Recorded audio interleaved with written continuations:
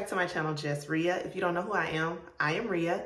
And in today's video, I'm going to be giving you guys an update on Connections Academy. I have been getting a lot of messages about the update because I said that I was going to come back in December and update. So I decided to do it today so that I don't get too far into December and, have you guys just waiting on this update. So first and foremost, if you see me looking down, I've been writing down notes to kind of make sure that I stay on task and hit certain things that people have been, questioning me about. Which, by the way, I totally do not mind. If you have a question about anything, definitely reach out, because I feel like us mothers, or, us as parents, so it can be mother or father, us as parents, going through what we're going through in the world today, we need to stick together. Help me, I help you kind of thing. So anything that you need to ask, feel free to comment, and more than likely I get back to you very quickly. So the first thing I wanted to touch on was enrollment. I know I've talked about this before, but I just want to touch on it briefly again, since this is the updated video and people will probably gravitate to this video before they watch any other video. So first and foremost, let me say this. I'm going to put the previous videos in the eye, so the icon is going to come up and you're going to see those previous videos throughout this video, so that if you are interested in Connections Academy and you're interested in these videos, you can click on those videos and watch to kind of get you a feel of what you'll be looking forward to if you enroll your child in Connections Academy. Okay, moving on, go ahead, if you're already part of the fam, the Diva Squad, the Diva Glam team, whatever you want to call it, please go ahead and hit that thumbs up button. And if you are new to this channel, I hope by the end of this video you subscribe and hit that thumbs up button as well. First thing is first, let's just get into this. Number one is enrollment. So of course, everyone wants to know about the enrollment. How is the enrollment process? Well, the enrollment process is different for everybody. My friend who recently enrolled her kids, and I'm so sorry for saying it's just a habit that I have and I'm trying to break it, but it's really hard. So just bear with me. But I have a friend who recently enrolled her kids into Connections Academy, and her enrollment experience was totally different from mine. It was very prolonged. I wasn't getting any feedback as far as, I knew where they were in the process, but I wanted to know, like, what is taking so long? Like, what is the time frame that this is going to be done? What is the time frame that this is going to be done? And no one could tell me that. So that was the frustrating part for me, was not knowing when my kids were going to be coming off of the wait list, because I got waitlisted. My friend, she also got waitlisted. And like I said in the video before, I feel like the wait list is a generic message that they give to the life coaches, because that's what you are, the caretakers, the person enrolling the kids. They give that generic message because there's such a flood of students being enrolled, or people trying to enroll, that they really don't know when they may hit that capacity and they just can't take anymore. So as far as I know, they were enrolling people, I think up until November 20th was like the cutoff date. Even if you had provided your documents, if you weren't approved by the 20th, it was a wrap. You have to wait until the next semester, which I think this semester ends in 2 weeks, but the next semester doesn't start until January 6th. So you can probably still go ahead and start the process so that you could be like up in the waiting list, and you won't have to, wait so long. When the enrollment process starts for the next semester, you'll be already in, you know what I'm saying? So that's what I have to say about the enrollment process. You have to get in my documents uploaded, because you can turn in your documents different ways. You can email them, you can fax them, or you can upload them through the portal. I chose to upload them through the portal because that was the easiest for me. I didn't want to have to sit and wonder, did they get the email? Are they going to respond? So I just uploaded it through the portal because I feel like that is what's checked first. So I uploaded everything through the portal, and then after I uploaded everything, I contacted the enrollment team back to make sure that all of those documents was exactly what they needed. And then I had to wait for them to review them and approve each document before I moved on to the next step. The next step is pretty much basically you're waitlisted, and then they select the courses, they send them to you, you review them, and if you're okay with them, there's nothing for you to do at that point. But if you're not okay with it, you have to reach back out to them. And then after that, it's just the wait game, waiting to get that email saying that your kids are approved. The next thing is, after the enrollment is complete, what is it like? What do you do? So after the enrollment is complete, you get the congratulations. Your kids are now officially enrolled in Connections Academy. What do you do next? So the first 2 days, the first day you get your teachers assigned. You've already seen their courses. Their teachers assigned the first day. The only thing is, with Connections Academy, the first 2 to 3 days, your kids will not be working on schoolwork. Like, the lessons are locked. You see them, but you can't work on them.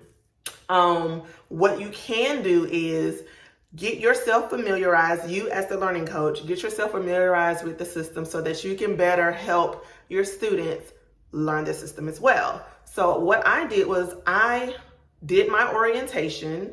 I learned the system, and then they did their orientation and they learned the system, and they actually had a treasure map. My first grader didn't, but my fifth grader did. She had a treasure map where she had to literally go to different places and find different things. It taught her how to work the email system. It was really hands-on, and I will definitely give them 2 thumbs up for that, because my fifth grader can run that system. So the first day, first couple of days, you do orientation. And then within those first 3 days, before your classes are unlocked, you're going to get a welcome call from the teacher. She's going to welcome you as the caretaker, and then she's also going to welcome her new student. My kids' teachers, they talk to them, they welcome them, they told them they were excited for them to be on board, and excited for them to be in their class. And they even invited them to the next live lesson, which was the next following day. Even though they couldn't work on anything, they invited them to the live lesson so that they can get a feel for what it was like. Okay, the third thing that I want to touch on was supplies. To get a laptop, you have to fill out a form to apply for one.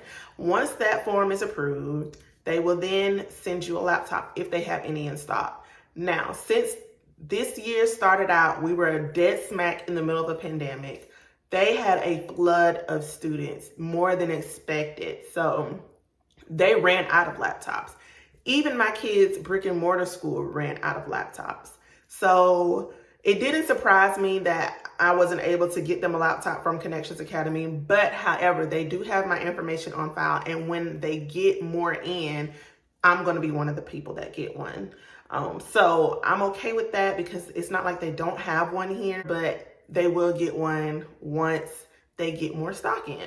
So if you are, it's probably different per state, but I know here in Alabama, they are out. But you do get your books. For me, they were out of the science kits and the art kits. They're on back order. So we didn't get any of the art kits and the science kits as of yet.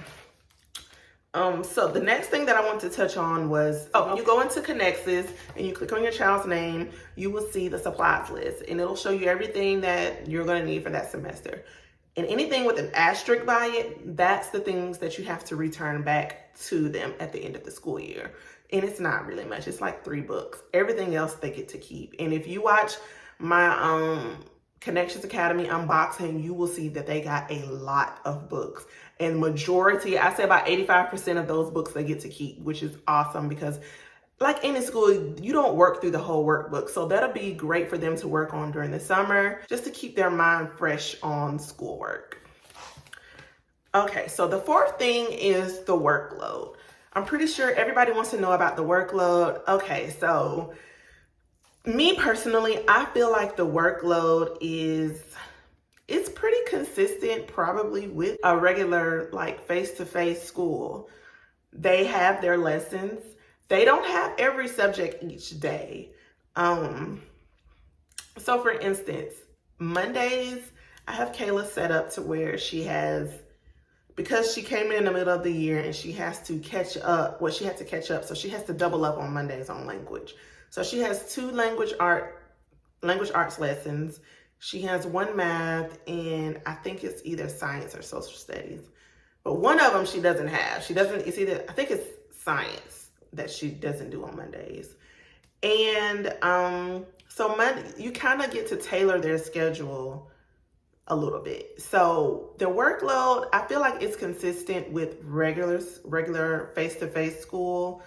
To me, they work about the same amount of time, because at school, at a regular face-to-face school, they're not working like deadlock working 8 hours, the whole 8 hours that they are there.